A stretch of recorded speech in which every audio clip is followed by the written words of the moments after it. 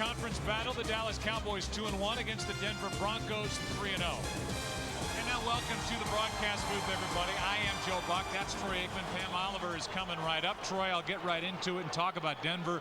3-0, new head coach, defense playing great, yet nobody really knows how good they are yet. Yeah, and I think most of those questions, Joe, are on the defensive side of the ball. On the offensive side of the ball, you know, they pretty much know what they have. And a year ago, they were the #2 ranked offense in the National Football League. Now, a little different trigger man this year from what they had a year ago, but Kyle Orton's been very good here through the first 3 weeks. I know in visiting with him earlier, he's pretty excited about what he thinks they're going to be able to do in the passing game today. We always talk quarterbacks, and for the Dallas Cowboys, that's Tony Romo coming off that win on Monday night against Carolina.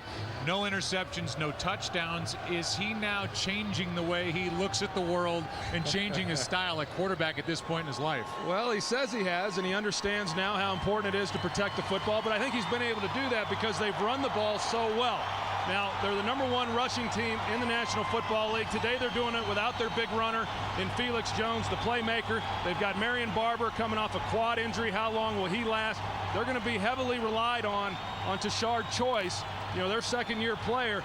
Tony Romo may have to throw it a little bit more than what he has here in recent weeks. For more on the Cowboys, down to the field, and Pam Oliver. Here with Brady James. And Brady, their offense doesn't really get a whole lot of respect. Where do you think the advantages are for the Cowboys defense today? Well, we just have to play well, play hard, hit fast, and just play for 60 minutes. They run the ball. They've been very successful. They're 3-0, so they hadn't been doing anything trying to reinvent the wheel. They just been wanting to just go out there and make plays. Now, just the Cowboys seem to be running hot and cold. In your mind, what does this team need to do to sort of start clicking on all cylinders? Well, we just got to start fast. And if anything adverse come up, we just got to overcome it and just try to win the game. Thanks. Appreciate your time. All right. No problem. Nice of Brady James to stop by with Pam, and we thank them for that visit down on the field. Now the sun pops out. It is an absolutely gorgeous day here in Denver. As we said, 56 degrees. As the NFL across the league and for the entire month is honoring breast cancer awareness. We'll talk about today. Miles Austin is waiting deep, and here we go.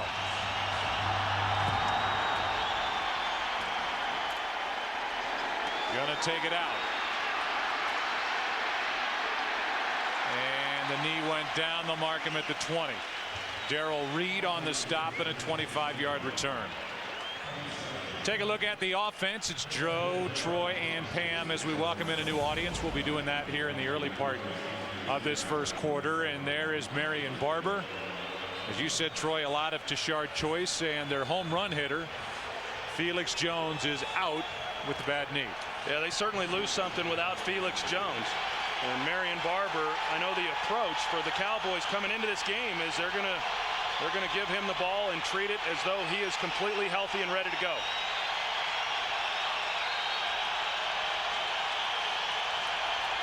A loud crowd at the start, and there is Barber, picks up a couple. Kenny Peterson on the stop.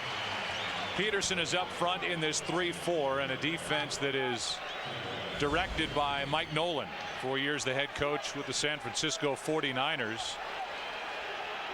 You took a look at the linebackers and then the secondary. The name you know is Champ Bailey back there.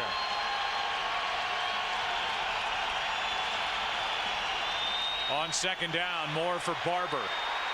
Not much. Andre Davis made the play.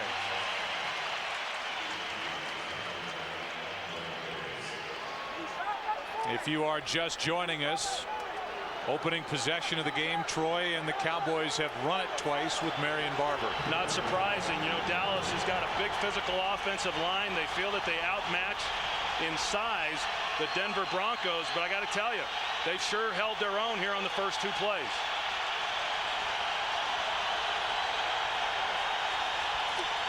Third down and 5. Romo gets drilled as he threw it incomplete, and a penalty flag comes sailing in from the secondary. Robert Ayers, their first-round pick, made the play, but this is a hold against Denver. Holding, number 20, defense. 5-yard penalty, first down. That is the Veteran Brian Dawkins guilty of the hold. Yeah, that flag came out right away as well, so I didn't see the hold. But Brian Dawkins was the one who was flagged. You know, Robert Ayers, you talk about him, he just went right by the left tackle, Flozell Adams. With the automatic first down for the Cowboys at their own 29.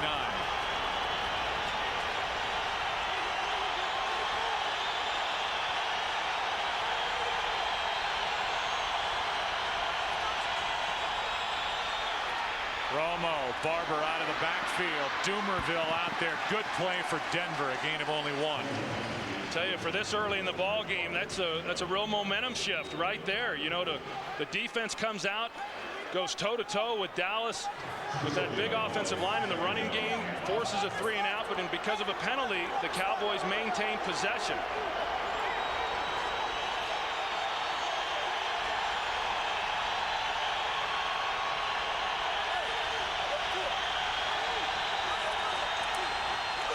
Barber again. He's been busy. I guess the quad feels good.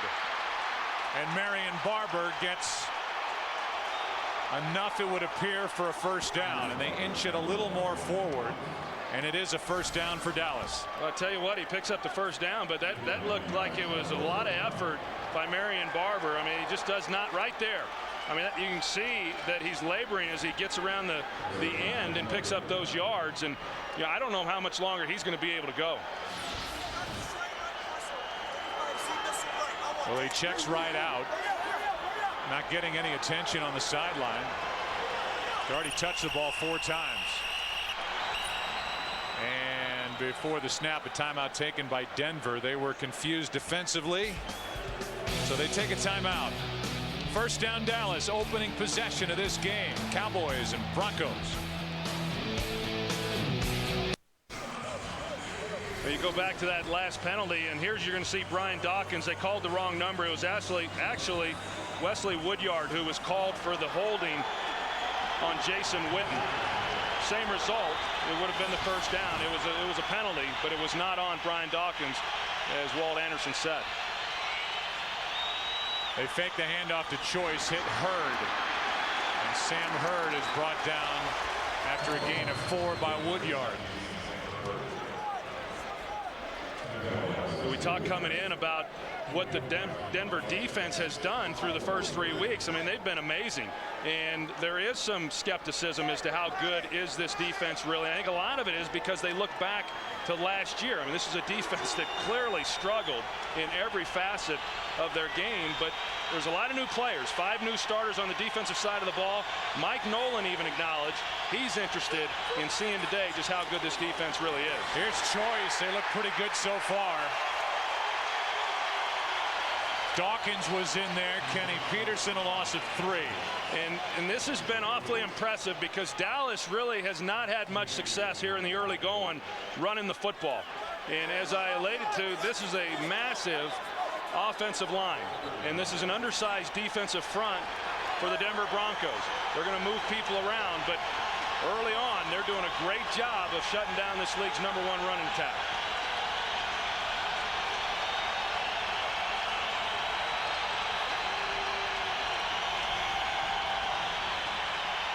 Romo steps up, and he's brought down from behind.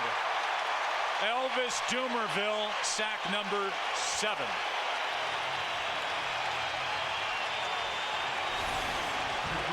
Elvis Dumerville in passing situations, he puts his hand on the ground and he's going there against Flozell Adams. A nice move. He gets him going up top. He recognizes that Romo is starting to scramble. Rather than feeling that he can beat Flozell Adams all the way around the corner, he comes underneath him and makes a nice play. And Flozell Adams has had a couple of good weeks against Osi Umenyiora of the Giants. Shut him out.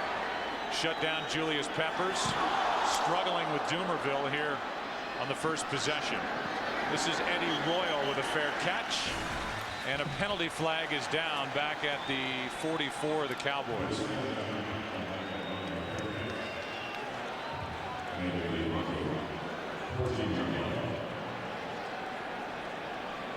Bruton got in there and almost got a hand on that punt. During the kick, holding number 22 of the receiving team. That'll be half the distance to the goal from the end of the first down. Timeout. That's Peyton Hillis, and we'll see Kyle Orton against Wade Phillips' defense when we come back. Near the line of scrimmage, and the Denver defense trying to substitute along with that offensive group. Here is the first play, and it's Buckhalter out of the backfield on a catch throw by Kyle Orton, who's been fantastic, and he has not thrown an interception. He's got a very good running attack around him, and when he's needed to put the ball up, he's got a good group on the outside. Well, he sure does, and he's also got a good group up front. You know, this offensive line returns intact, although left guard Ben Hamilton, their normal starter, is not playing today. That'll be a false start.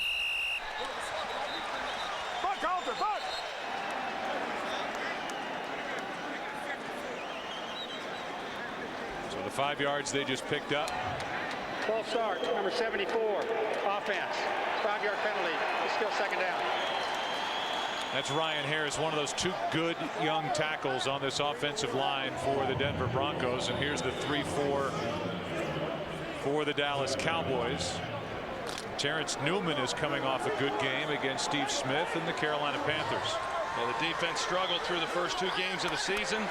Came back last Monday night against the Carolina Panthers and had a much better outing.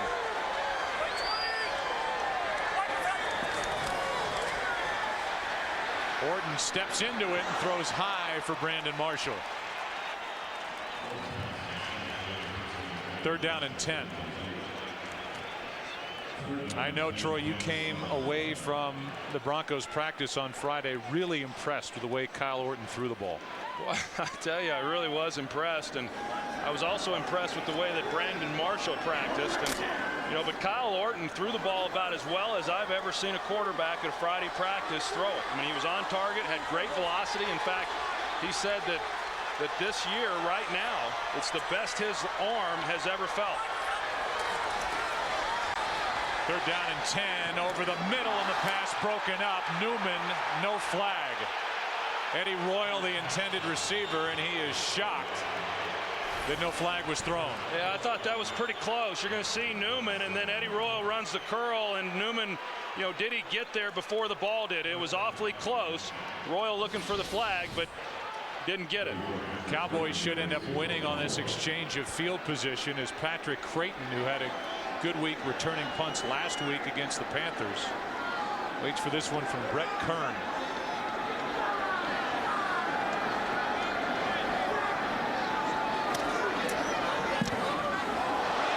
Kern hits a wobbly punt off the side of his foot that stays in bounds.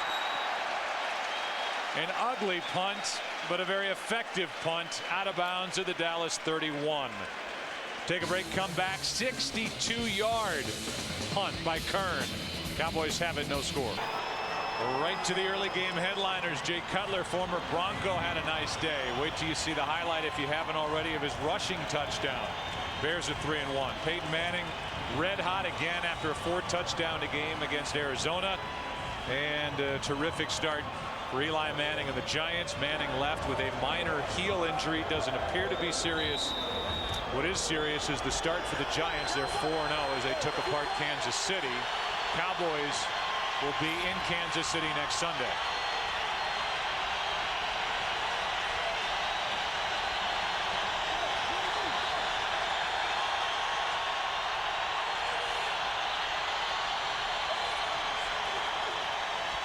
They fake it to Barber. Penalty flag on the play. Romo trying to make something happen, and he throws it away. But flags are down.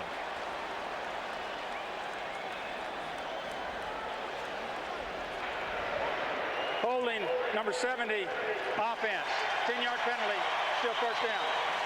Troy, you've talked a couple of times about how big this offensive line is for the Cowboys. 3rd heaviest in the NFL, and they've got their hands full today. Well, they sure do. That's Leonard Davis, 2-time Pro Bowler, with an inside move, and he just gets a little bit lazy with his feet and then reaches and grabs. You know, they're trying to run a double move. That time Dallas went with the 2 tight end package, which is typically a running personnel package. They thought they would be able to get Denver, which they did, an 8-man front, run the play action, get a deep ball, but Champ Bailey did not bite. on Patrick Creighton. Shouldn't we be on the 19? And before the Cowboys can get up to the line, the officials come in and stop the action. They're having trouble figuring out where the ball should be. Meanwhile, you see number 80 for the Dallas Cowboys, Martellus Bennett, who was supposed to be this big weapon, had a great camp, lit it up. He's done virtually nothing. 3 catches, 27 yards. Well, he hasn't done as much as what you would have thought based on the way he played in preseason. First down and 20. Romo sets up a screen for Barber. Blocking out in front of him. Big play. Dallas still going. Up to the 47. A catch and run of 27 yards for Marion Barber. Well, that was set up very well by the Dallas Cowboys, and when they come back, it's all about timing. You want to time up your tailback with the offensive linemen that are going to come out and lead block for them, and you're going to see as Marion Barber gets this, look at the blockers that are out in front of him, and virtually no defenders until he gets a good 10 yards down the field. And, you know, Marion Barber, you can see it. He's still playing, obviously, but he looks like he's having a tough time with that quad. One of the guys blocking for him was Roy Williams, who's done more blocking than catching so far for this Dallas offense. How about Choice? What a run. Gets 11. Goodman on the stop for Denver. You know, one of the things that this Denver Bronco defense worked on this week was tackling. And they knew coming into this ball game that the Cowboys running backs do a great job of breaking tackles. And they worked on tackling for the first time really since training camp this week. That wasn't very good there. There's Mike Nolan with the glasses, first-year defensive coordinator here in Denver. Handoff to Choice, he gets 7. 12th year as a defensive coordinator around the NFL for Mike Nolan. Defensive coordinator 7 times of a top 10 defense. And he has really revitalized this group that has not allowed a touchdown in the last 2 games. Here against Cleveland and at Oakland. 2nd and 3.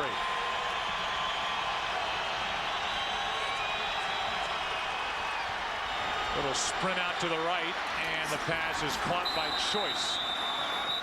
And he is out of bounds right at the marker. It's a sharp choice. Not a lot of people know much about him, but he came in last year as a rookie out of necessity because of injury to Marion Barber and Felix Jones, and started 3 of the last 4 games last year. In fact, his first NFL start was at Pittsburgh against the Steelers, and considering how good they are stopping the run, he actually had a pretty good night. But he's a much more talented runner than what he gets credit for. The only thing he really lacks is big-time speed to break off a run 40-50 yards. Here's Barber out of the I formation, spins, picks up 4. Andre Davis on the stop for the Broncos. 2nd down and 6. Yeah, we were there that day when Tashard Choice made that start at the Steelers. 23 carries, 88 yards, 166 total yards, and it was like, wait a minute. Heard so much about Felix Jones and Barber. They stole a guy in the 4th round out of Georgia Tech in Tashard Choice.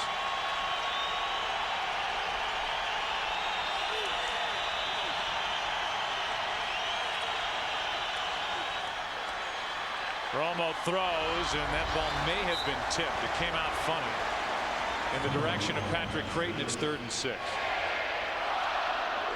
You talk about Tashard Choice and the find that they got, in him last year in the 4th round, and I agree, a guy who originally, went to the University of Oklahoma for 2 years, and then there was a guy there by the name of Adrian Peterson, and he realized real quick he wasn't going to get much playing time there, so he transferred to Georgia Tech. Led the ACC in rushing his senior year. A smart guy, a good blocker, good hands. He's just an all-around good player. Confusion defensively for the Broncos. And confusion offensively for Dallas. Choice lost 3. Penalty flag on the play, and Vonnie Holliday was in there with Ayers. It's against Dallas. Hold number 65, offense. That penalty is declined. It's 4th down. So 4th down, Andre Girard guilty of a hold and a 49-yard field goal try coming from Nick Folk. Drive started out well for Dallas and then fizzled. In Folk's career, 17 of 19 from this distance. He missed from 40 last week at home against Carolina. And Folk is good.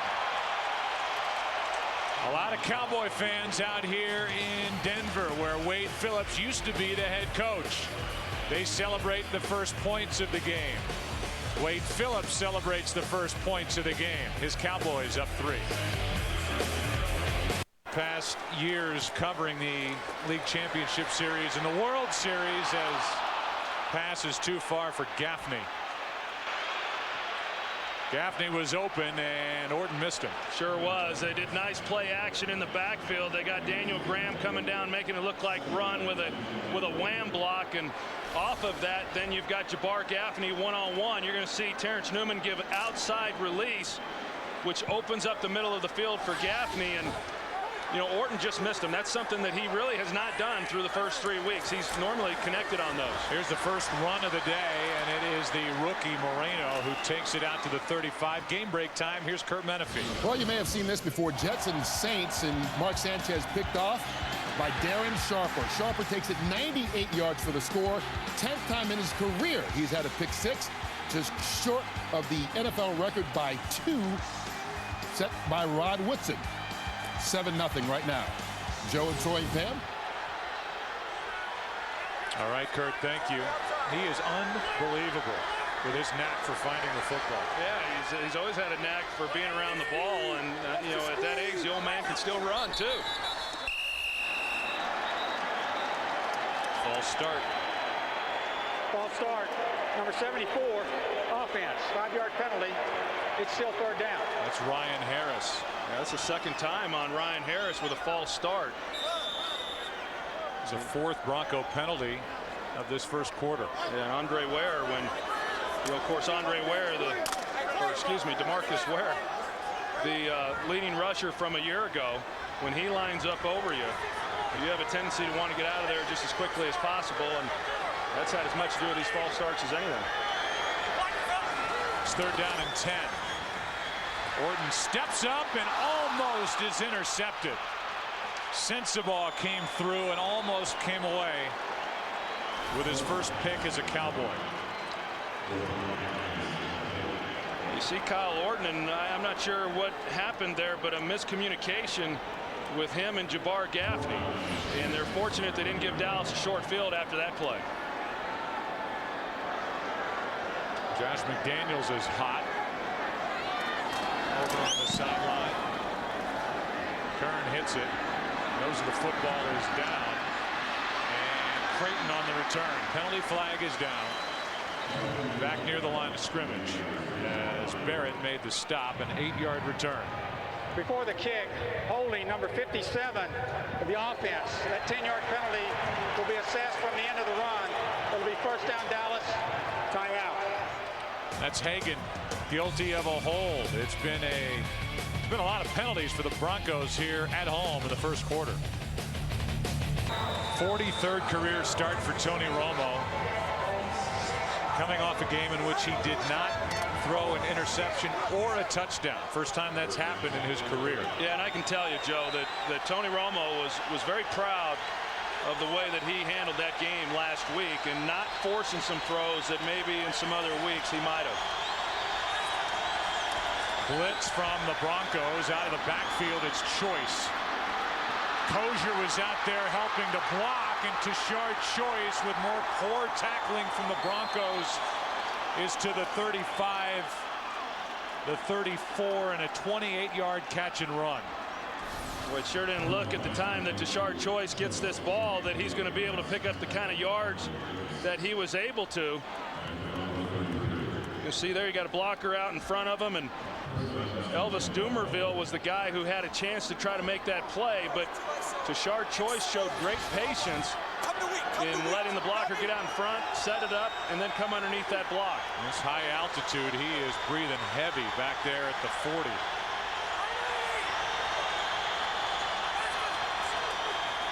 They give it to him again. This time they hand it to him, and Choice picks up a yard and a half. Those defenses we saw came out to start this game and did a nice job, had the penalty which extended that drive, but the offense for Denver just really hasn't done anything when they've gotten the ball, and this defense here in the first quarter has been on the field a long time. Barber is at the bottom of your screen, almost out of the screen. Quick throw, and there is Bennett. And Martellus Bennett takes it to the 20, the second-year player out of Texas A&M. Martellus Bennett, who is a basketball player in college as well. And as you said earlier, Joe, he's got some pretty unique skills. He's a big athletic guy, and they're able to split him out as they did there. They're also able to use him as a blocker on the end of the line, where he's a very effective guy. Now inside the red zone are the Cowboys, and Barber picks up 3. Well, we talked about it during the preseason, Troy, that you lose T.O. and you let him go. You end up in a position where you need to make up some of that playmaking, and it seemed like it would be Martellus Bennett and then Felix Jones, the combination of those two, picking up the slack. And we've seen what Felix Jones has been able to do through the first 3 ball games. Problem with him is he's just not been able to stay healthy. And so they haven't been able to rely on him as much as what they would like. A little different look to this offense from what we've seen under Jason Garrett. Here's one that gets away from Romo.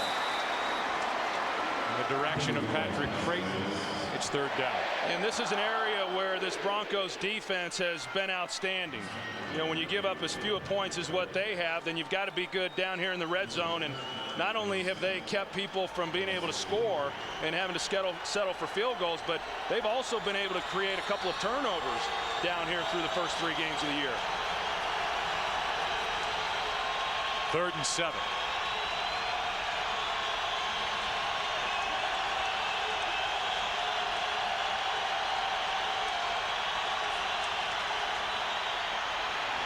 Romo. Roy Williams. What a catch. Able to get both feet down in front of Champ Bailey, and 13 yards for a first down. Well, Dallas has not shied away from throwing against Champ Bailey. Pretty good cushion there on Roy Williams. Champ Bailey, surprisingly, the area where Roy Williams has struggled at times is versus press coverage. But Champ Bailey played him soft and let him run a comeback, and really pretty easy pitch and catch there. A little tougher on the catch part, and Roy Williams did well. Here's Barber down to the 1. Last week, Jason Garrett was criticized, the play caller for the Cowboys, in this situation. Instead of trying to pound it in with the running game working against Carolina, they tried to fade it twice, and Garrett heard plenty about that. Boy, he sure did, and that's why right now, 2nd and goal from here, they're going to run the football, I'll promise you. As much as coaches want to say media and scrutiny doesn't affect them, it does. I'd be shocked if they throw the ball. Here's Barber fighting his way and pushing in for the touchdown.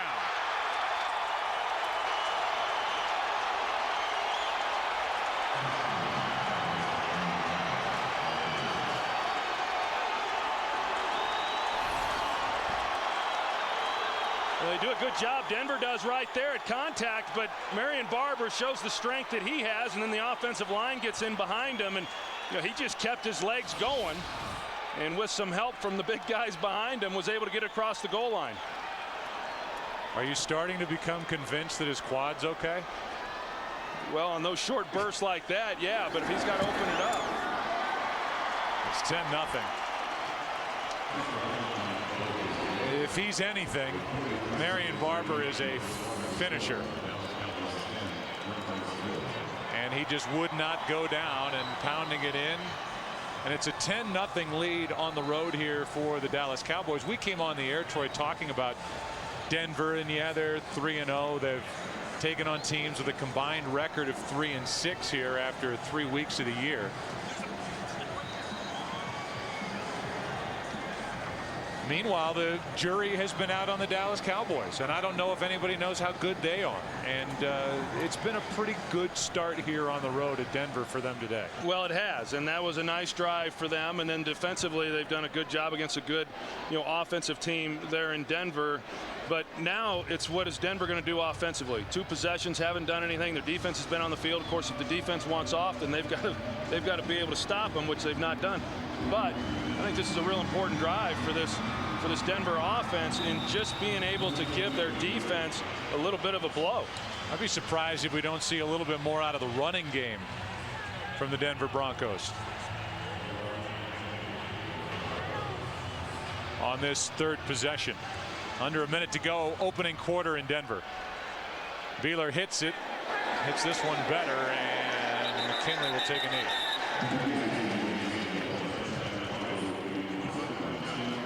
Take a look ahead to next week.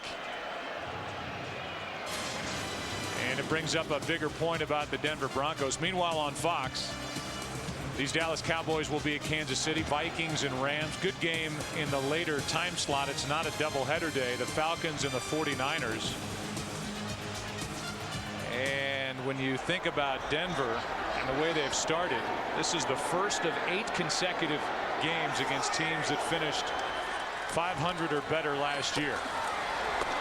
And these next 5 are not easy at all. Penalty flag comes in as Buchalter carries it for 5.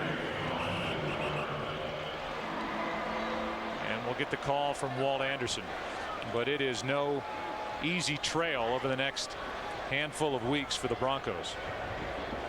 Holding number 90, defense. That's a 5-yard penalty. It will be enforced from the end of the run. First down. That is the defensive hold by defensive lineman Jay Ratliff. Yeah, Jay Ratliff, coming off of his first Pro Bowl last year, has really emerged. Probably one of the top 3 nose tackles in all of football. And even Kyle Orton talked about Jay Ratliff in visiting with him. And I can tell you, when the quarterback starts talking about the nose tackle, he's got his attention. I don't know if I ever knew who the nose tackle was that I played against. That's the first down of the game for Denver. Here's Gaffney. Jenkins on the stop. A gain of 8. So it will be 2nd down and 2, and we open up the 2nd quarter here in Denver. We are finished with 1. Dallas up 10-0. The NFL on Fox will continue after a word from your local Fox station as we take another look at Marion Barber pounding it in for Denver. Down 10 at home. Handoff is to Buchalter, who picks up 3 and a first down. Brady James made the tackle for Dallas.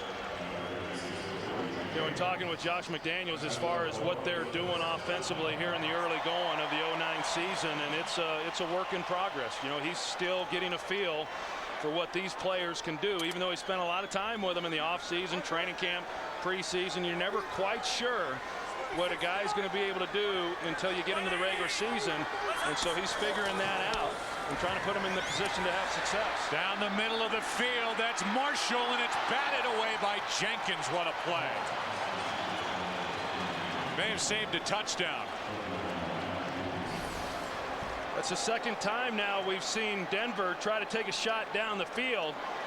It looked like if he might have been able to lead him more into the middle of the field, Marshall would have had a chance to go get that ball. But a heck of a play, there by Mike Jenkins in knocking it down. Jenkins has taken over now the right cornerback spot for Dallas, and Skandrick, more the nickelback, playing the slot receiver. Made a good play. Toss to Buchalter. Makes it 3rd down and 4 as he picks up 6. I tell you, Correll Buchalter is the guy who has really surprised me. Of course, very familiar with him during his time there with Philadelphia. He was a backup predominantly. He came here expecting to be the featured guy, and of course then they drafted Noshawn Marino. But Correll Buchalter through the first 3 games has been the big play guy for him, at the tailback position. In fact, Josh McDaniels said he's the fastest guy on their team.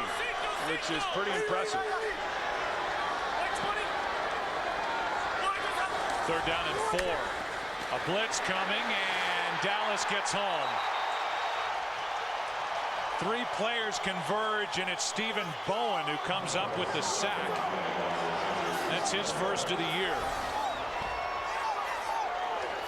Quite a surge there up front. They run the twist, and they're just not able to. Chris Cooper, because of the twist at the right guard position, he had 2 guys, had to pick one. It allowed the other, Bowen, to come untouched for the sack.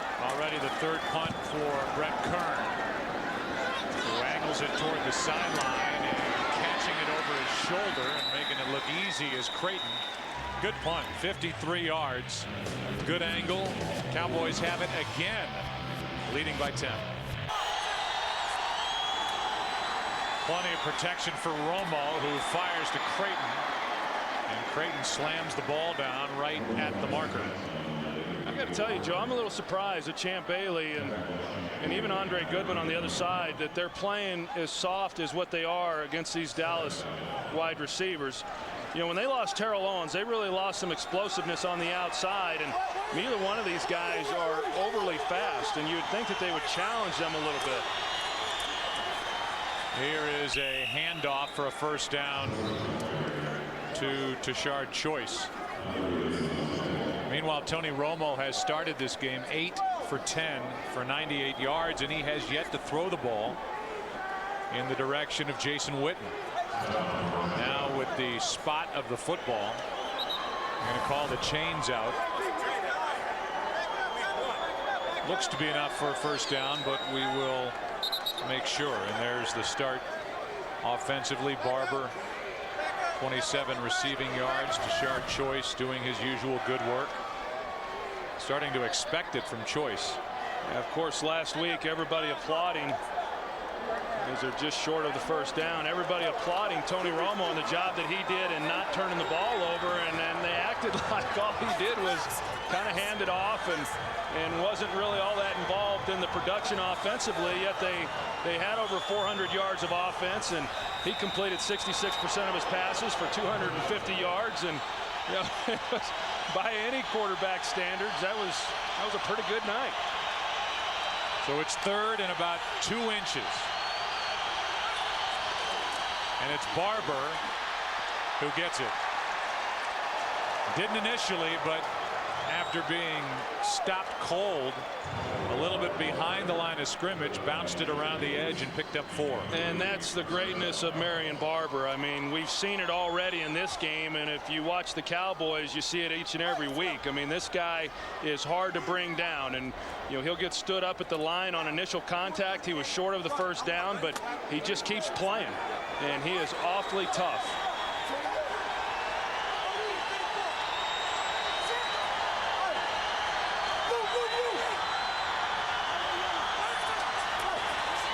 Play action.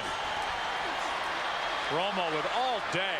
Throws incomplete for Roy Williams. Champ Bailey with a coverage.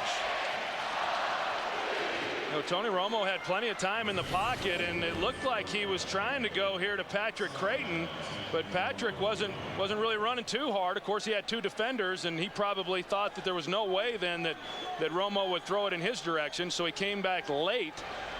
You know, then to Roy Williams, and just not much of a chance. 9 catches so far in the season for Roy Williams.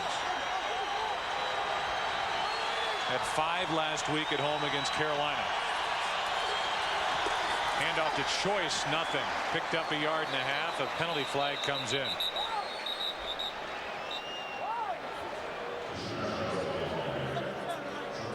We have a game break waiting, but we'll get the call.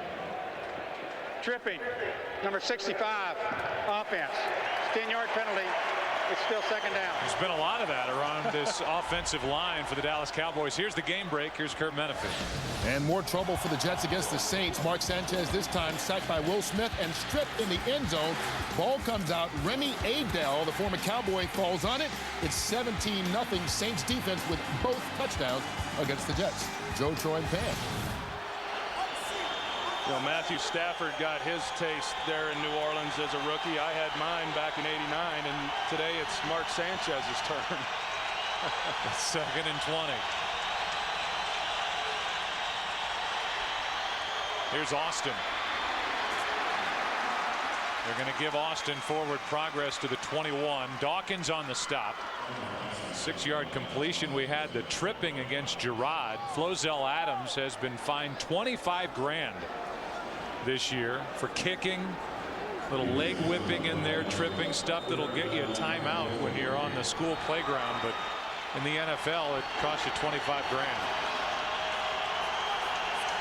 Made it 2nd and 20, and now it's 3rd and 14 after the completion to Austin.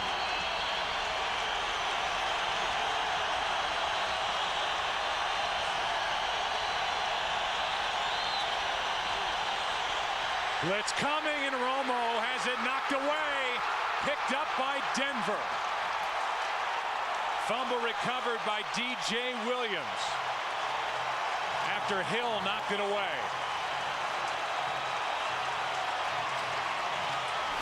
Ronaldo Hill comes to Tony Romo's backside. You're going to see him here. Tony never feels it, never sees it. An unblocked blitzer, and feeling that he had time in the pocket, was holding it, trying to go out to his front side. And anytime you got a free blitzer coming in like that, these guys are awfully good at immediately going for the arm to knock the ball out. Right there, right through the ball. And that's what this defense really has been about here through the first 3.5 ball games. 9th takeaway for that Denver defense. And after not turning it over against Carolina, Romo coughs it up. And the Broncos take over at the Dallas 9.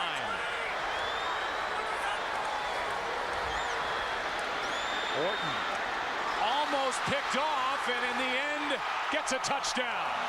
Moreno.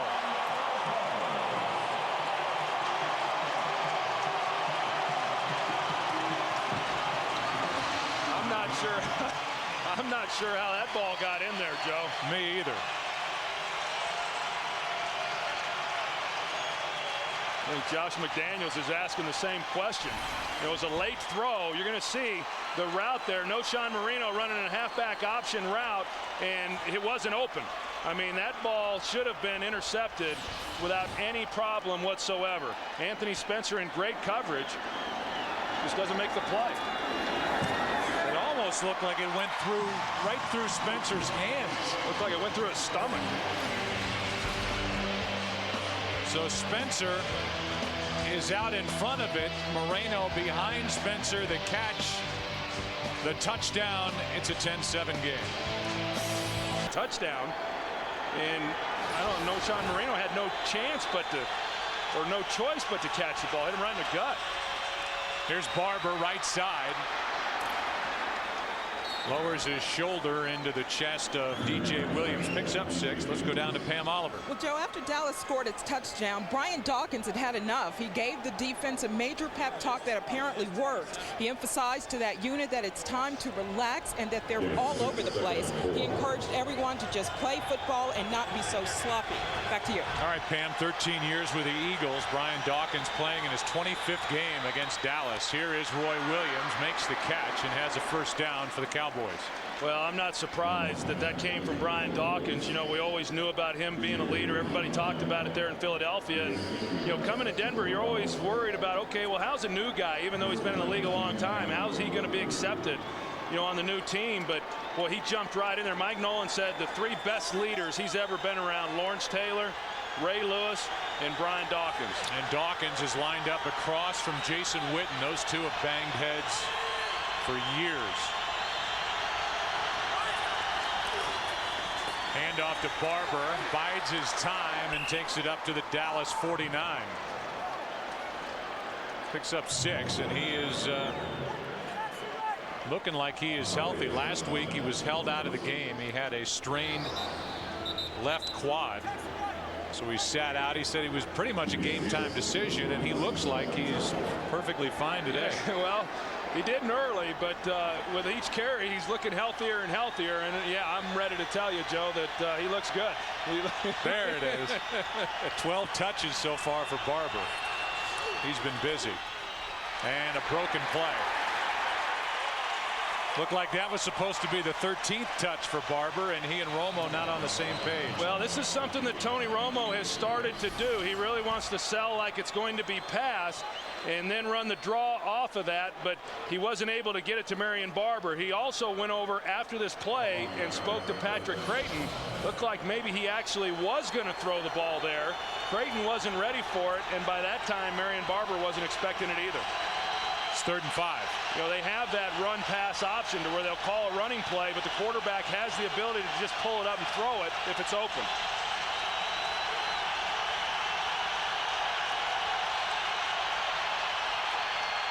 Just get the play away. Now a late flag comes in as Choice picks up the 1st down, but they're going to call delay a game, but the flag came in late. There was no play before the snap. Delay of game, offense. 5-yard penalty, still 3rd down. It was a delay of game, and it was a delayed flag.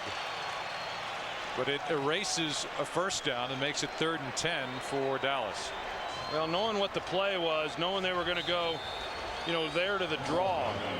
You know, I've always said it, Joe, that, you know, the quarterback has to be the one who dictates that and controls that. He's the one looking at the play clock, and he's got to know when the ball has to get off.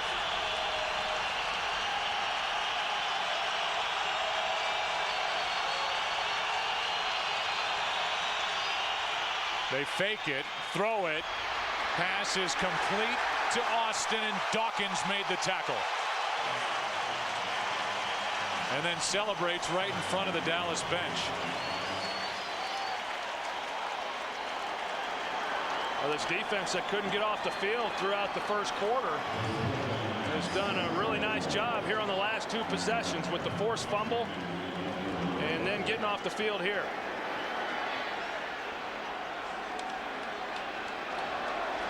Second from Matt McBride. Eddie Royal. Fair catch at the 11. So the 35-year-old, 14-year NFLer, Brian Dawkins, made that last play. Denver has it down 3. All right, be more explosive off the line. If they're going to give you press, give him a good set, get him on his heels, and then get going. So that's what's happening offensively for Dallas. Meanwhile, the defense for Dallas has started out well. Orton has been off here in the 1st half. Handoff is to Moreno, and the rookie picks up 5. That was really good advice there by wide receivers coach Ray Sherman, because that's exactly right, and he has saw that Denver defensively is starting to bring more pressure. We saw the blitz off the edge, and with that the receivers got to see it, but if they're not the one who is then running an adjustment route because of the blitz, they've got to be very sharp and very quick getting out of those breaks. Tony won't have time in the pocket to wait on. 2nd down and 5, and the pass is out of the reach of Eddie Royal. And while we came on there talking about Kyle Orton and his accuracy, still has that glove on his right hand. He has been anything but accurate here in the 1st half. Yeah, and he said it felt better because he has had some plastic that ran along that index finger as well, because the cut was still so sensitive. It's still sensitive today. That's why he is wearing the glove, but he no longer has the plastic underneath that, and he felt that he was throwing the ball with much more accuracy during the week in practice. We haven't seen that here in this ball game. He had an opportunity on Jabbar Gaffney there in the 1st quarter and missed it, and then he's been high on a few others. Until that is corrected. Evidently a clock issue.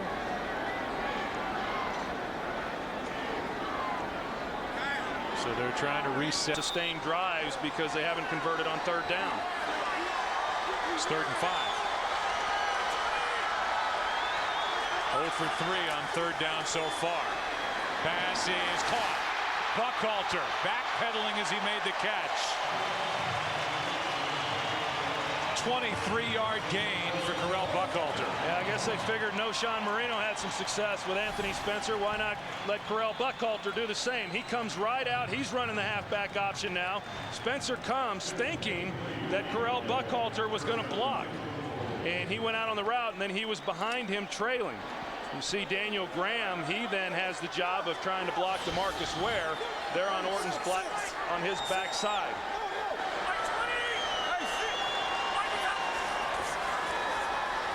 the shotgun. Orton steps into it, throws, and misses a wide open receiver. Scheffler, but a flag is down.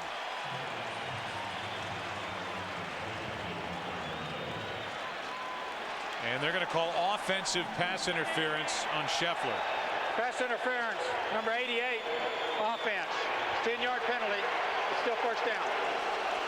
But it doesn't really excuse the fact that on top of this, Orton missed him by a mile. Yeah, not just another poor throw. I don't know what the official saw there. I mean, Tony Scheffler did nothing, in my opinion, at the top of that route. You know, that is a ball that Orton typically throws very well.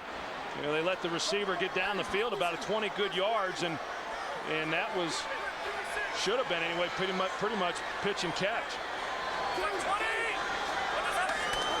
6 Denver penalties. They set up a screen. There's room to run. Brooking doing everything he can, and there to make the stop. A gain of 15, and Keith Brooking, in his 12th year out of Georgia Tech, hurdled a blocker and was the one who eventually made the push out of bounds. Heck of a play by Keith Brooking, and also good execution by Denver. Daniel Graham, we saw him earlier blocking DeMarcus Ware. Now they use him on a screen, and he's trying to get some other guys out in front. But you know, that gives you a pretty good idea of some of the athleticism for a big guy that Daniel Graham has.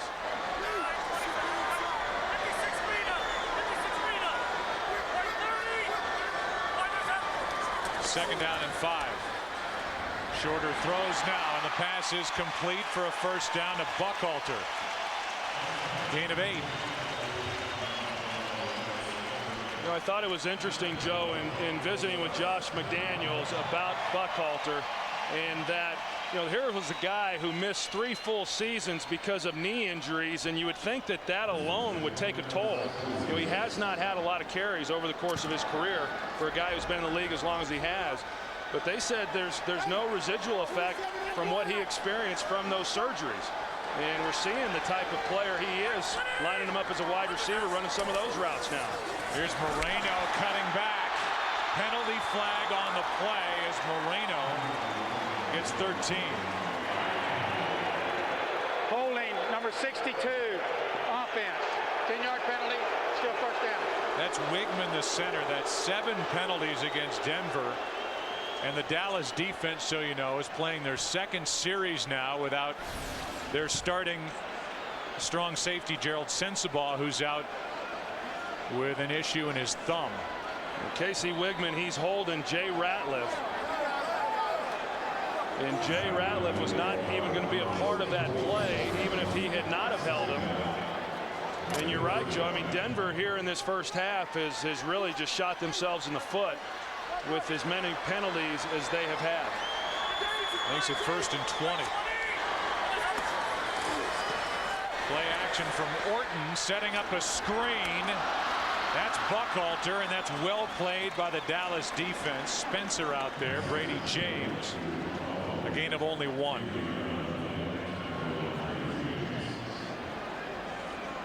And there's Sensabaugh. He's already got that thumb wrapped up. In his first year, spent his first 4 seasons with Jacksonville. So Patrick Watkins takes over at strong safety.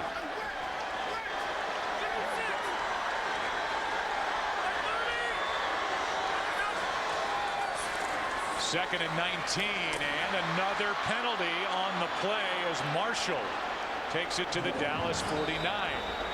Is this penalty number 8? It is. Tripping, number 78, offense. It's a 10-yard penalty. It's still second down. That's Ryan Clady, one of the best, if not the best, young left tackle in the game.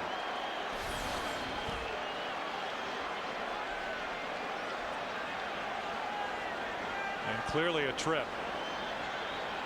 And DeMarcus Ware is still shut out. Had 20 sacks last year. Part of a defense that led the league in sacks. And so far, DeMarcus Ware is still searching for his first of 09.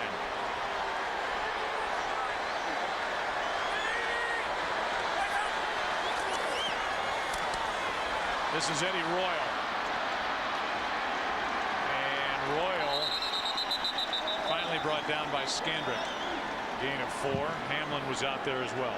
You know, they've tried that quick screen pass now a couple times, and each time that they've run it, there's been one more defender than there are blockers, and so the unblocked defenders just had a free run, and they haven't gotten anything out of it. Dallas takes time out, hoping to get the ball back with time left to do something offensively. 3rd and a mile when we come back. We welcome you back. 2 minutes 11 seconds left. What a terrific job the league has done and will continue to do for the month of October, whether it's the league or its individual players, with pink equipment, shoes, wristbands, gloves, wristbands on the officials to honor Breast Cancer Awareness Month. And the league has gone overboard for a tremendous cause. So many within this league have been touched personally by it. Excited to wear pink. Pass is caught underneath. That's the tight end Graham, and that'll bring up 4th down. Dallas has 2 timeouts remaining. They will let the clock wind down to the 2-minute warning. A punt from the Broncos when we come back. Cowboys up by 3.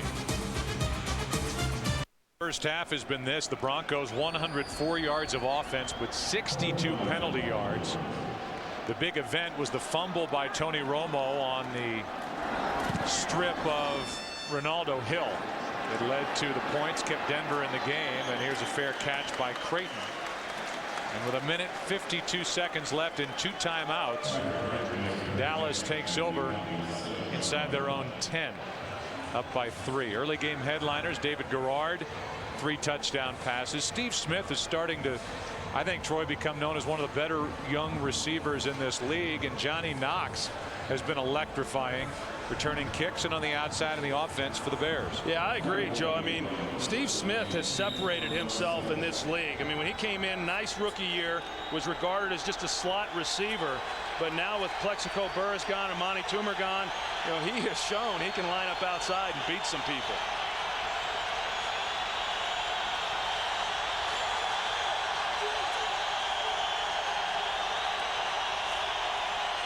Handoff to Choice. Nowhere to go. Well played defensively up front with the linebackers. Robert Ayers, 1st-round pick out of Tennessee, was the first one to get to Tashard Choice, and now depending on what happens here, Denver can take a timeout defensively.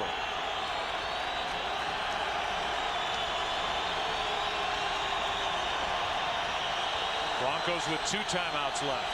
Always a fine line as the quarterback as to whether you want to rush it or slow it down. Tony is slowing it down in the event that they're not able to pick up a 1st down. Quick throw, and there's Witten's first. And he gets out of bounds. And he is knocked out right at the marker. Visa halftime coming up. Kurt, Terry, Howie, Michael, and Jimmy with scores and highlights. Fox Sports Ticker will keep you updated with up to the second stats. And Tony Romo, I believe, just asked for a measurement.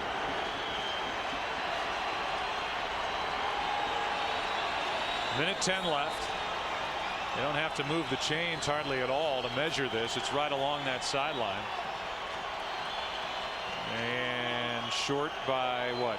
6 inches? You know, it's a good job by Tony Romo, though, asking the official. They won't always give it to you, but I think that they knew that they were short of the 1st down, asked for the measurement, hoped to get it, and if you're granted it, then it allows you basically to use it as a timeout to figure out what you want to do as an offense, what personnel you want on the field, and how you're going to approach it after this play. You know, if you run the ball here, you can go right to another play because they have the ability now to call that in the huddle. 3rd down and inches. Handoff is to Choice. He's got it. Now Dallas.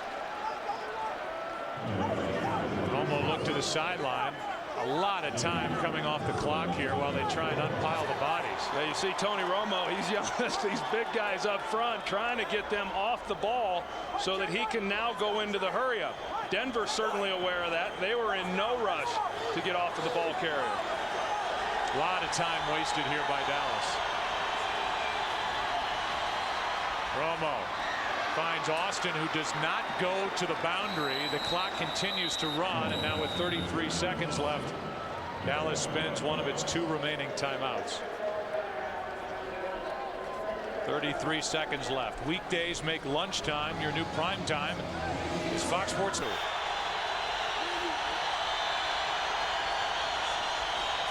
Romo drops the snap and then has to just throw it away, and in the direction of Miles Austin. Well covered by Champ Bailey downfield. It's 2nd and 10 with 27 seconds left. I don't know if Tony just took his eyes off the ball or what exactly happened here yet. You saw it that he asked for the ball. Sometimes Gerard, as we have seen over the last few years, will just snap it when he's ready. Not necessarily when Romo's ready, but that wasn't the case there. Well, Gerard's had the yips a little bit in the shotgun in the past. The yips. 2nd and 10. Romo, choice, and what a good play defensively by DJ Williams. 8 of only 3. Clock continues to wind. It's 3rd down. They got 1 timeout left. I would think that they'll hurry up and take 1 shot down the field, knowing they can burn the timeout if they can get in field goal range. Josh McDaniel trying to run everybody deep now defensively. And the Cowboys are willing to let the score read 10-7 at the half. It was 10-0. Romo turned the ball over. Sacked and stripped by Ronaldo Hill. That led to the Denver touchdown. 10-7 Dallas. The NFL on Fox will continue after a word from your local Fox station. Kurt Menefee along with Terry, Howie, Michael, and Jimmy, and the Denver Broncos proving that they are indeed for real right now. A 3-point game at home against Dallas.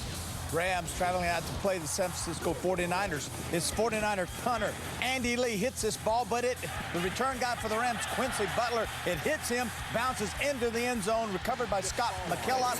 Touchdown, 49ers up 7-0. That is the halftime score. Rams 0, 49ers 7. Jets at New Orleans.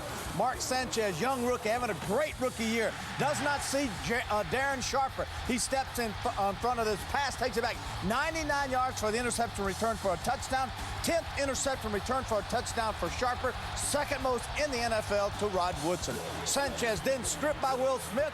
Then Remy Adele recovers the ball in the end zone for the Saints. Saints 17-3 over the visiting Jets. Both teams, by the way, coming into this game 3-0. Buffalo at Miami. Trent Edwards got to get it out there a little quicker. Vontae Davis says, thank you. I got it. Taking it back. 23 yards. Touchdown. 10-0 Miami. Now it is 4th and goal. Ronnie Brown gets it in from 1 yard out. And the Dolphins looking for their first win on the season. Lead the Buffalo Bills 17-3 at the halftime score. The Giants win in Kansas City, go to 4-0, but Eli Manning left that game with a heel injury. They are saying he'll have more tests tomorrow to determine whether or not he can play next week. Washington gets 16 second-half points to knock off the Buccaneers. The Lions will not have a 2-game win streak. They lose in Chicago. Indianapolis gets another 300-yard game from Peyton Manning, his 4th straight.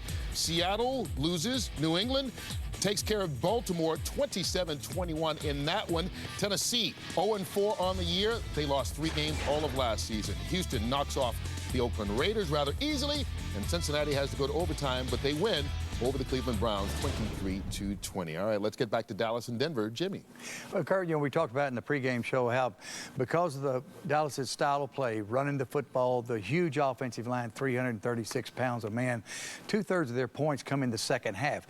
And I really think that they're in a transition period right now with the Dallas Cowboy offense. They are running the football so much, I think they're becoming a tougher football team, a more physical football team. That's the style of defense they play. That's the style of offense they play.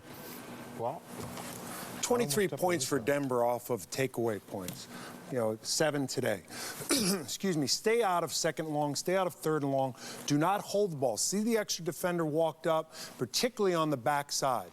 Tony Romo cannot hold the football, cannot afford to turn the ball over versus the Broncos. They have thrived on that the first 3 weeks. All right, some of you will be getting local news. Others, come on back here. We've got more highlights for you as the Visa halftime continues.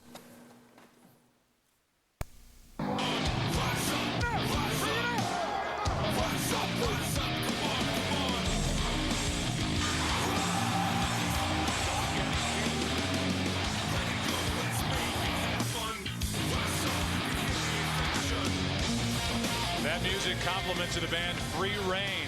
Dallas Cowboy offensive lineman Leonard Davis, Corey Proctor, Mark Colombo, members of that group. Fourth member of the band is guitarist Justin Chapman. And that's a single called Rise Up. And I'm guessing Justin Chapman is a terrific guitarist. He's got his work cut out for him. Well, sounds good. That's 3 offensive linemen. Yeah, it sure does. You just, wonder when they have the time to practice. I mean, that's pretty good that they're able to pull it together and play some instruments and put something together that actually sounds listenable. Dallas will start this second half on defense. Done a pretty good job defensively, and for the Broncos, it's been some missed receivers for Kyle Orton and a lot of penalties. Kenny McKinley on the return, and the play was made downfield by Chauncey Washington. Offensive leaders for Denver, the man in the middle, Terrell Buckhalter, left with an ankle injury. Daniel Graham 3 catches.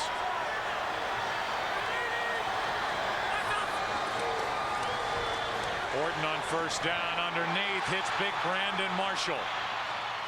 And he takes it out to the Denver 41. 16-yard catch and run. We've seen DeMarcus Ware today quite a bit on Ryan Harris. And single block, and of course Kyle Orton is getting the ball out pretty quick. They went empty backfield there, cleared everybody out, and then just ran Brandon Marshall underneath. And a good job of execution there by Denver offensively. They had a lot of success with similar plays with Marshall underneath last week against Oakland. Ratliff cannot bring down Moreno. Igor Olshansky does, and a gain of 5.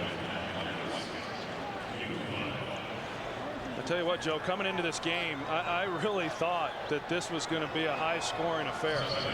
With Denver and the weapons that they have on the offensive side of the ball, of course, with Dallas, and then going up a defense for Denver that still had some questions. And both defensive units have really been good here this afternoon. Sean Moreno split out wide to the right. Now Orton has to step up and throws. What a catch by Eddie Royal. Down at the Dallas 42.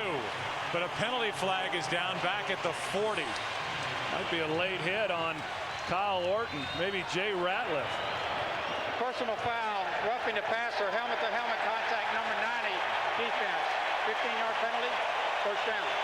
Ratliff looks shooken up, and I'll tell you, this is a heck of a throw right here by Kyle Orton. To be moving to his left and have to throw this ball on a dart low, that's a great pass to Eddie Royal. And here's the hit, the helmet-to-helmet. And at one time that would be called a pretty good textbook tackle, but not anymore, because once the helmet hits the helmet of the quarterback, it's over. 12-yard completion plus 15 yards on the penalty. The ball is at the Dallas 27. Easily inside field goal range for Prater. Denver has loftier ambitions. Lamont Jordan picks up 12. You're going to see Russ Hochstein, who's starting for Ben Hamilton at left guard. He's going to pull, and then watch here. He's going to come underneath that block, and it's pretty good execution. And good vision there by Lamont Jordan. Normally you would stay in behind that pulling guard, but he sees the hole off of it, and as soon as he saw it, he took it. Handoff is to Moreno. And now we'll see what this Dallas defense can do as they need to try and hold Denver out of the end zone.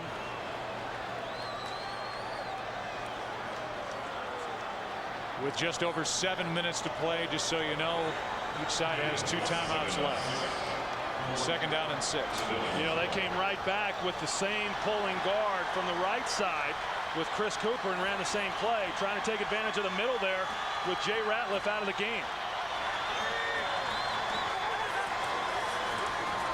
Orton rolls right, is in trouble and throws, and nearly into the arms of Ken Hamlin, who made a lunge after it. Now it's 3rd and 6, and that play was doomed from the start. Yeah, that was close. I mean, the one thing that Kyle Orton does a great job of is not making too many poor decisions. He's just trying to get this one out, but because he was under pressure, almost didn't get it out far enough. Big third down here.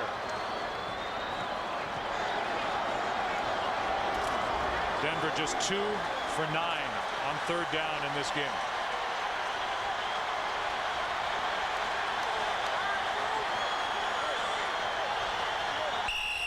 Timeout Broncos.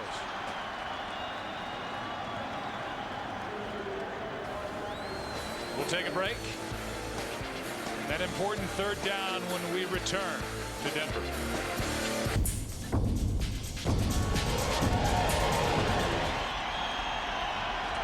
Three points separate the Broncos and Cowboys. 3rd and 6 Denver. Joe, in practice on Friday, we saw them working on some things down here in the red zone to this guy right here, Brandon Marshall. We'll see if he's going to be the target here on third down.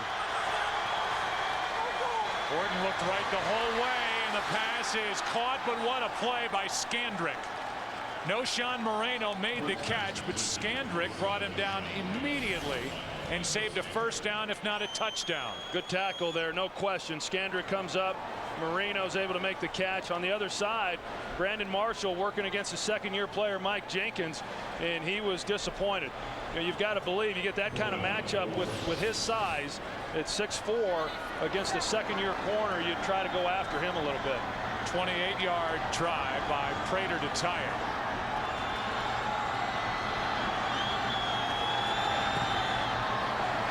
And it's 10-10. And after our action here in Denver will be the OT presented by Lowe's. Here's a sneak peek from Kurt. Okay, thank you guys. Coming up right after your game on the OT post-game show, a big day for the Manning brothers and a couple of hard-fought games over the AFC. We'll have all the scores, highlights, interviews, and exclusive locker room access on the OT. But now, back to Joe, Troy, and Pam. All right, Kurt, thank you. And Tony Romo is throwing on the sideline. What he's done between the white lines hasn't been very good. He has had a rough second half. Was 2 for his last 7, 8 yards. And trying to get in sync with his receivers. You look at his numbers. Overall 18 of 29, 156 yards, but he's turned it over twice. Something he didn't do in the Monday night win over Carolina. And for Kyle Orton, it's been okay. But it's been the Denver defense sacking Tony Romo 4 times in this game. It's been the Dallas defense making plays on a third down moments ago, on a fourth down earlier. The more impressive units on each side.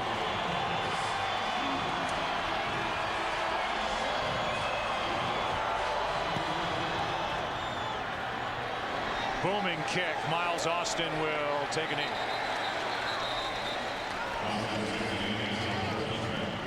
And so now, as we welcome you inside our booth, Joe and Troy, Pam down on the field, we'll see what the Dallas offense can figure out, if anything, against what's been a stifling Denver defense. No question. The Denver defense has been exceptional. The offense for Dallas has struggled. We've done a lot of Cowboy games. We've seen Tony Romo in these types of games a lot of times where he has struggled. But late in games, it seems that invariably he gives his team a chance to win. The question is, can he do it here?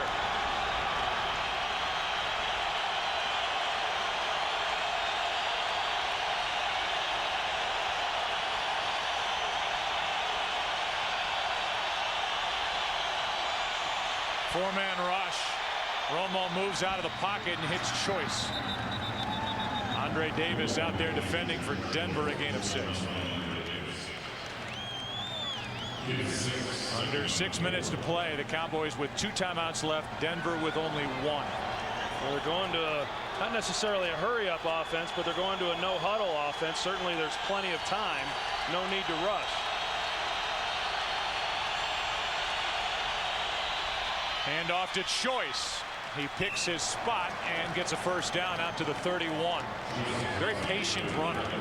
He'll hit the hole hard, but when he has to hesitate for a moment to find some alley, he's willing to do it. And he just got a first down. I tell you, I like him. I like him a lot. And he does everything very, very well. That was a great find for the Dallas Cowboys to be able to pick up a guy like him in the 4th round that has been able to contribute like he has been good for them.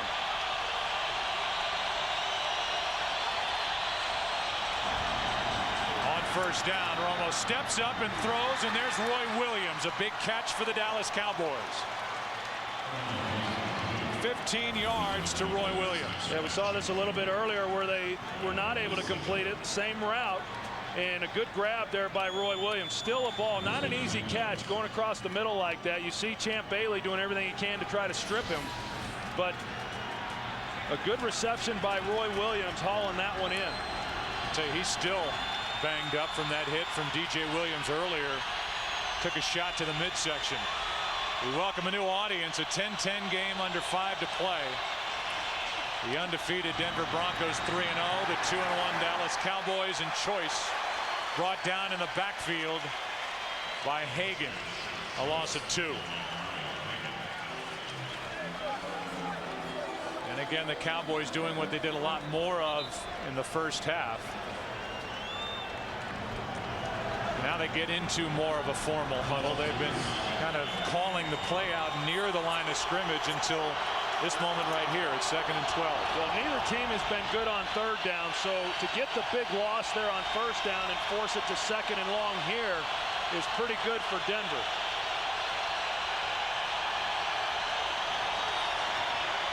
Romo's in trouble and ripped down to the ground. Vonnie Holiday.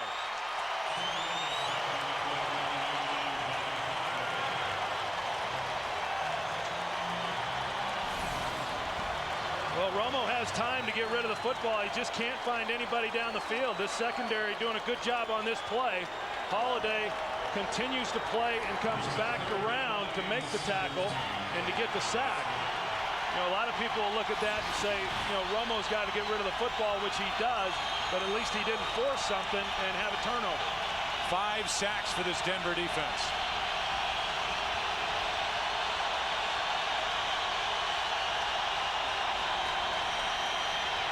Romo down the middle, out of the reach of Austin. And it's 4th down.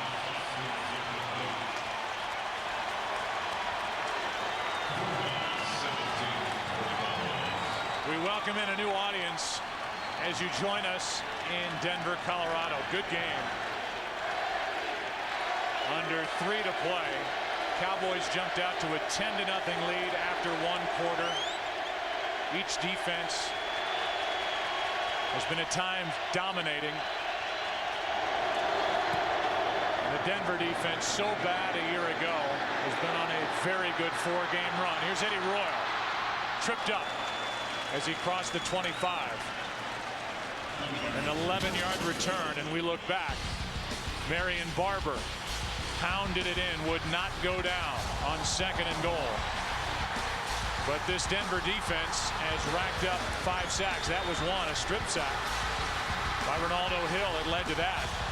Noshawn Moreno, a touchdown catch, his first in the NFL. Then a red zone interception, 8th of the career. Tony Romo, picked off by Champ Bailey. 44th career interception. Broncos last time they had it tied the game on a field goal. Here's Marshall, who lunges. Picked up 8.5, maybe 9. Terrence Newman on the stop for Dallas. I'll tell you, the one thing we have seen from Dallas defensively where they've done a good job, Brandon Marshall, you know, when he gets the ball in his hands, he's very difficult to get to the ground. You know, a lot like Terrell Owens in that way. And yet Dallas, when Marshall, not that he's caught a lot of balls, but when he has caught them like he did there against Terrence Newman, they've done a good job of getting him down and the other receivers as well.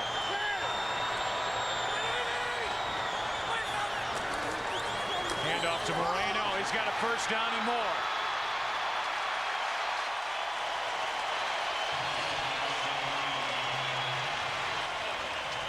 A 14-yard run by Noshawn Moreno. Takes us to the 2-minute warning. Denver in good position. Tied with Dallas at 10. Today's game on Fox is sponsored by Verizon Football Zone, with live games and highlights right on your phone. Only on VCast from America's most reliable wireless network, Verizon Wireless.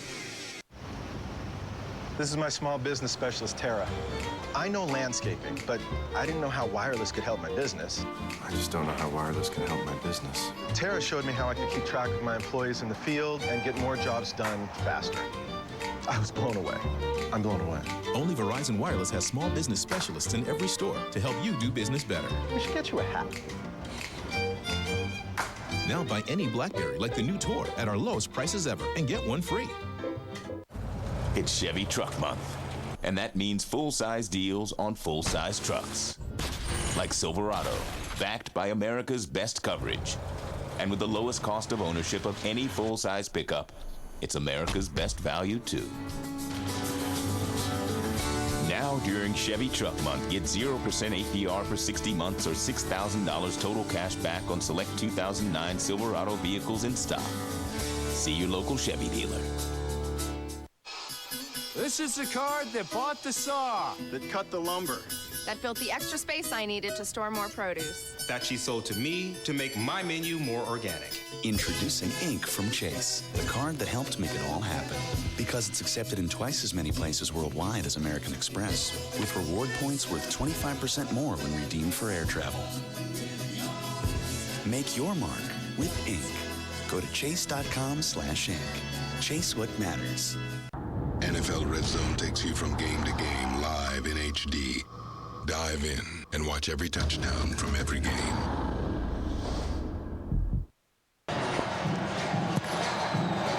Matt Prater getting loose on the sideline, his career-long 56 yards. That would mean taking the ball to the Dallas 38. Denver first down at their own 49. A blitz from the Cowboys. Brooking was picked up, and this one is caught by Brandon Marshall. Still on his feet. What a catch and run. Touchdown, Denver.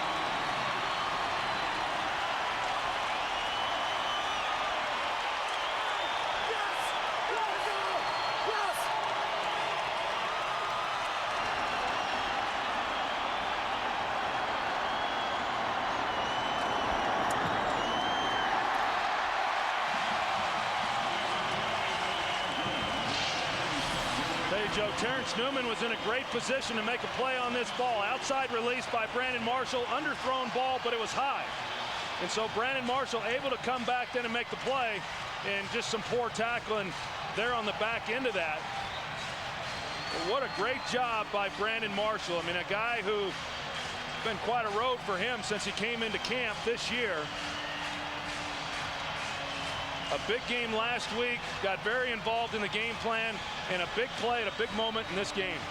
Well, he's been very upset about his contract. At one point was sent out of practice by Josh McDaniels, and as you found out, really since that moment has been practicing hard, has been a model citizen for this first-year head coach, and had 3 catches for 40 yards, had no impact in this game prior to that one for 51 and a touchdown.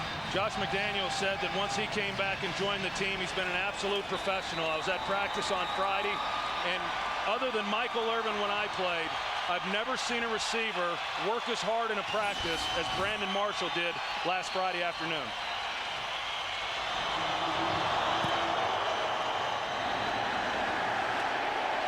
Booming kick that goes through the uprights off the foot of Prater. And so now Dallas will have to go 80 yards with 1:46 remaining and 2 timeouts. Try and take this game into overtime.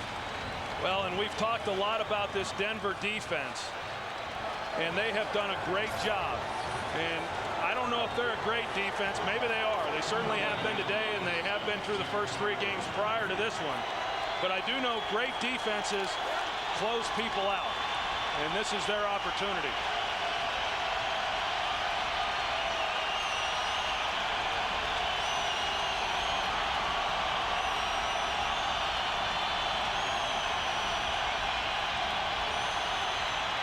Pass is tipped and still caught by Witten. Gain of 7. Dallas so far this second half, 61 total yards of offense. That's it.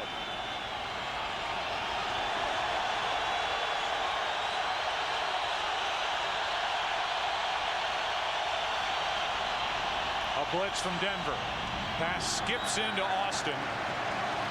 Tony Romo has missed a lot of open receivers in this game, especially in the second half. It's 3rd and 3. Out of sync. Tony Romo dropping a snap. Not on the same page with Austin in that case.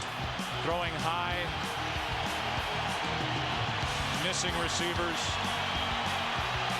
And he's been sacked 5 times. And the other part of it, Joe, was they didn't get anywhere close to the production out of their running game today as we have seen through the first 3 weeks. 3rd and 3. This one's broken up. And what a good play made by Jack Williams.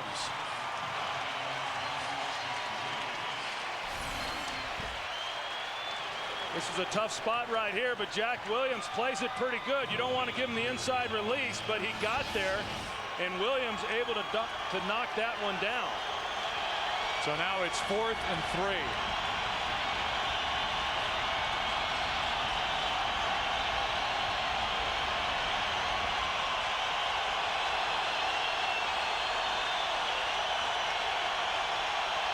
See Tony Romo trying to get protection set.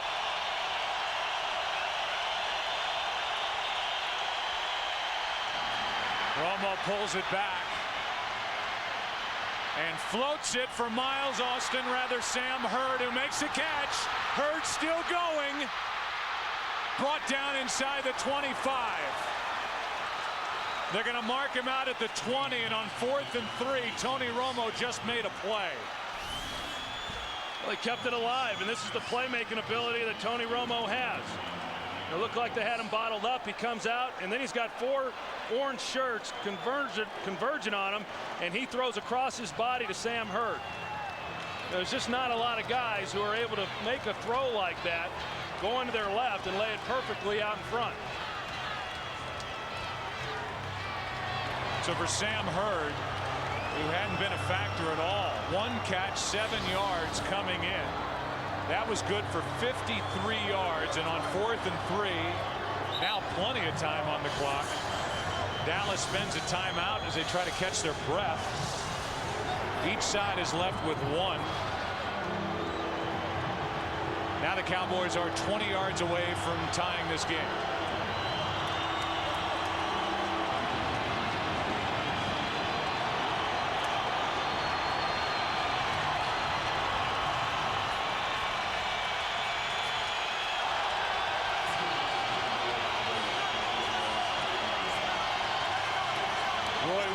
Is banged up and on the sideline for the Cowboys this series.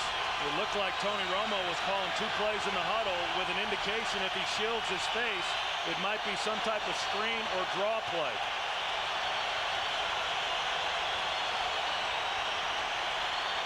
Here is a screen. That's Tashard Choice making tacklers miss, and Choice is down inside the 15-yard line to the 13. Clock continues to run. 7 yards. 2nd and 3.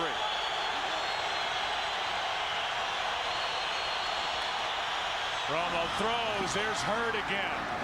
He makes the catch. They keep the clock winding. It's a first down for Dallas with 25 seconds, 26 left on the clock. And Dallas spends their final timeout.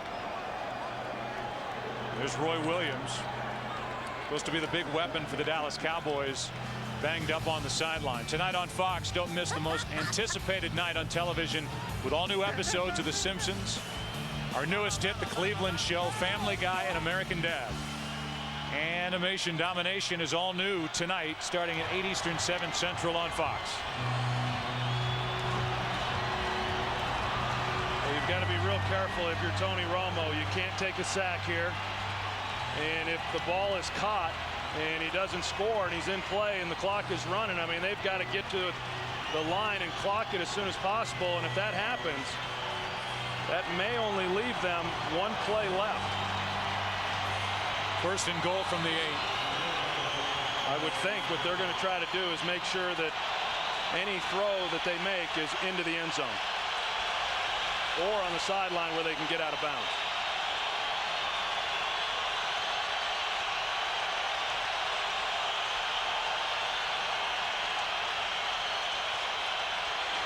Romo steps up, throws, hits Creighton. Clock continues to wind. 20 seconds left. Ball is at the 2. Gain of 5. Yeah, so Tony right now is calling a play. Does not look like he's going to clock it, or maybe he is. That'll bring up 3rd and goal. Tony Romo has never gone back-to-back starts in the NFL without a touchdown pass. He didn't have a touchdown pass last Monday night against Carolina. Also didn't turn it over. He's turned it over twice in this game. You know, one thing Dallas has shown this year is a quarterback draw from the gun. Now, if you are brave enough to call that, you got to score. But if they don't score here, I could see it maybe coming on 4th down. Romo throws and broken up, incomplete for Sam Hurd. Champ Bailey, the 8-time Pro Bowler out there. It's 4th down. Well, I tell you, they've been challenging Champ Bailey a lot. You know, the game on the line here, and they're still throwing it in his direction. You know, if that ball was down, they had a chance. They had a chance to Hurd.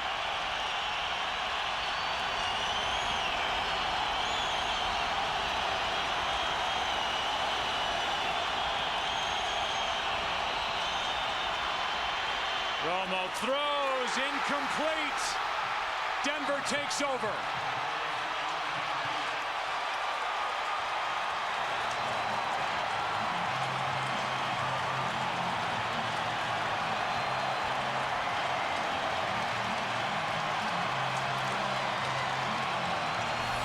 I'm really surprised. Champ Bailey gave the inside breaking route twice to Sam Hurd, and the Cowboys failed to hit it. Typically, a corner will play inside technique, not give the slant. Champ gives it to him, but he's able to get his hand on the ball to knock it down. You notice it from the start, Troy. 16 times the Cowboys threw at Champ Bailey. He has an interception in this game, broke up that play, and the Broncos are going to start 4-0. Yeah, and with the interception earlier in the game, and I think he has shown the league why you don't throw at Champ Bailey. Josh McDaniels, the 33-year-old first-year head coach, is now 4-0. And this Denver defense made another statement here today. Thumbs up from McDaniels. Kyle Orton, enough today. We'll take a break, come back, and wrap up after this. The Denver defense has allowed only 26 points in the first 4 games. Our Domino's delivers leaderboard. Kyle Orton, 2 touchdown passes. Noshan Moreno, the rookie, with a touchdown catch. And Brandon Marshall, 91 yards. 51 of them coming on the touchdown catch, which was the difference in the game. 5 sacks today for the Denver defense, 2 takeaways, and no points allowed in the last 3 quarters. Brandon Marshall took it in, celebrated with Kyle Orton after. Denver wins it. The OT presented by Lowe's after this. It's week 4 in the NFL, and what a day. 3rd and goal. Cutler dives into the end zone. How about that? Eli and Peyton started undefeated, but how did the Manning brothers finish up? Did the 49ers bounce back from their Brett Favre nightmare? And who pulled off today's biggest upset? Jim Zorn is on the hot seat. Is it getting even hotter in Washington? We'll check out Mark Sanchez versus Drew Brees, and Tom Brady versus Ray Lewis. And finally, who got it done in Denver? Or should I say, how about them Cowboys? You know what? Let's have a professional do that. How about them Cowboys? Yeah! The OT, presented by Lowe's, starts right now. It's the OT, presented by Lowe's. Let's build something together. And if Jimmy's speech doesn't get you fired up, I don't know what will. Welcome to the OT, presented by Lowe's. Let's build something together. Howdy, gang. I'm Kurt Menefee, joined as always by Terry, Howie, Michael, and Jimmy as we get rolling here through Week 4. All right, Giants at Kansas City. Eli Manning having a great year. Injured a heel on his right foot. Did not go out of the game. Stayed in through this little screen pass out to Akeem Nicks. He takes it down 54 yards for the touchdown. There it goes. Nice job. I'll tell you, these Giants awfully impressive. Going to 4-0 on the year. They win 27-16 over Kansas City. Tampa Bay at Washington. Josh Johnson. There he is getting his first start. First quarter, he comes out, play action, hold the linebackers. Man-to-man on the outside. Finds Bryant for the touchdown. It's 7-0 at that point, Tampa Bay, but back comes Campbell. Beautiful throw. Santana Moss, 59-yard touchdown. Washington 16-13 over the Tampa Bay Bucks. Detroit at Chicago. Jay Cutler, man-to-man coverage, flushed out of the pocket, Howie. Man-man, nobody's responsible for the quarterback. He goes up, you know, a la John Elway. It's 7-all, Detroit and Chicago. Then Johnny Knox, opening kickoff of the second half. Up inside, bounce to the outside, back to the inside, back to the outside, and here we go, 102-yard kickoff return, touchdown, 28-21 Bears over the Lions. It's 48-24, though, Bears win. Then Seattle at Indianapolis, Peyton Manning, Reggie Wayne, 5-yard strike, 14-0, all Colts and Manning. And then Manning to Austin Collie, corner of the end zone, his first touchdown of his young career. Manning's 342nd, 34-17, Colts win. Baltimore at New England, the game that we all picked the Ravens to win. We forgot about Tom Brady. It's Terrell Suggs, though. He forces Brady to fumble. Don Edwards comes inside, picks up the fumble in the end zone for the touchdown, 17-14. New England over the Ravens. Third quarter, Brady back. Blitz, underthrown. This is a great throw because the receiver has the adjustment. Moss does it. 24-14 New England. And then fourth down, Joe Flacco throwing to Mark Clayton for the first down. He drops it, 27-21. New England beats the Ravens. Tennessee at Jacksonville. Maurice Jones-Drew leads the way up inside, bounces to the outside, 9-yard touchdown run, 10-0 Jacksonville. Tennessee coming into this game 0-3. They leave 0-4. Garrard back. Mike Sims-Walker, touchdown, 37-17. Jacksonville takes care of visiting Tennessee. Oakland at Houston, perhaps one of the top, well, let's say it. This might be the worst team in all of football. Oakland Raiders. But Matt Schaub, the Slayton guy out of West Virginia, 29-6, though. Houston takes care of Oakland. Cincinnati at Cleveland, 4th and 11. Carson Palmer. You would not expect this, would you? Everybody dropping off in man. Nobody covered the quarterback. Palmer gets the first down later in that drive. Sean Graham makes this 31-yard field goal in overtime, and it's 23-20. Cincinnati takes care of Cleveland. Buffalo at Miami. Dolphins won the AFC East last year. Coming into this game, 0-3. Trent Edwards picked off by Vontae Davis. 23-yard interception return for the touchdown. 38-10, Miami beats Buffalo. Jets and the Saints, two undefeated teams. Rookie quarterback Sanchez picked off by Darren Sharper. 10th interception return for a touchdown for him. Only one, he's only two behind. You know who? Rod Woodson in Pittsburgh, 24-10. Saints stay undefeated. Dallas at Denver. Marion Barber has a thigh injury. Starts in this football game. Kyle Orton, Brandon Marshall wanted out. Brandon Marshall held out. He was suspended in preseason. But today, the big catch he made, this is it. 51-yard touchdown. Denver goes on top of Dallas, 17-10. And then fourth down, Romo back. Romo scrambling, moving outside, then connects. 53-yard gain to Sam Hurd. Fourth now, later on in this drive. Out of bounds, Sam. Romo now, fourth down, back. They'd already won. They ran a slant earlier.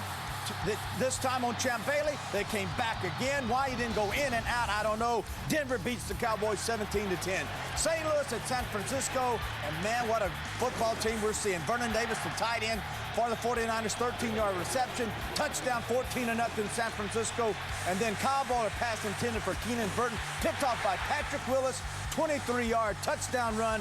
49ers, hey, hello, NFL. 49ers 35-0 over the St. Louis Rams. All right, we will get back to that shutout victory by the 49ers to keep them in first place in the NFC West. Plus, Denver with a late win, a big win to remain undefeated over the Dallas Cowboys. We'll talk about all that in just a moment. But right now, Jimmy, I want to go back to New Orleans remaining undefeated and really giving Mark Sanchez his first real taste of the NFL.